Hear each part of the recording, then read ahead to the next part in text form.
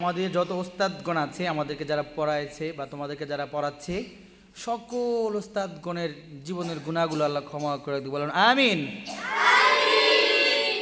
যারা জীবিত আছে প্রত্যেকের ন্যাক হায়াত দান করে, বলো আমিন। আল্লাহ তাআলা তোমাদের প্রত্যেকের পিতামাতার মনের ন্যাক মাকসুদ কবুল করুন। এত কম আওয়াজ। তোমাদের পিতামাতার ন্যাক হায়াত দান করুন।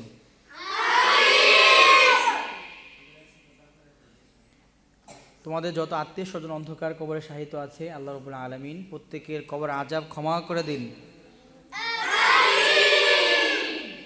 যাদের পিতামাতা বেঁচে আছে, আত্মীয় স্বজন যত আত্মীয় স্বজন বেঁচে আছে, আমাদের সকল আত্মীয় স্বজনকে আল্লাহ রাব্বুল আলামিন সুস্থতার সাথে ন্যাক হায়াত দান করুক, বলো আমিন।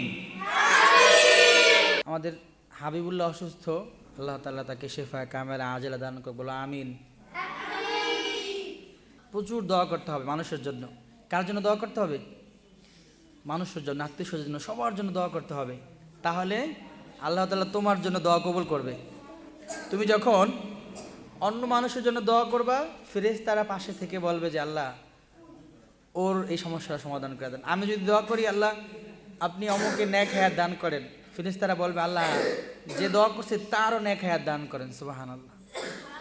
তাহলে আমরা মানুষের জন্য বেশি দোয়া করব। কার জন্য দোয়া করব?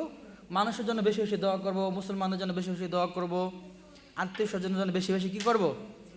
দোয়া করব। যত দোয়া করবেন সব কবুল হয়ে যায়, খারাপ কোনো দোয়া করব না। এবং এই আমরা বিশ্বাস রাখতে হবে যে আল্লাহ তাআলা আমাদেরকে এই দোয়া আমাদের কি করবে? কবুল করবে। হয়তো দুনিয়াতে দেবে, নয়তো আখিরাতে দেবে। এই টাকার বিনিময়ে আপনাকে আখিরাতে দান করবে, দুনিয়াতে হয়তো নাও দিতে পারে। যাই হোক, দোয়া কোনো দিন বিফলে যায় না, দোয়া কবুল হয়।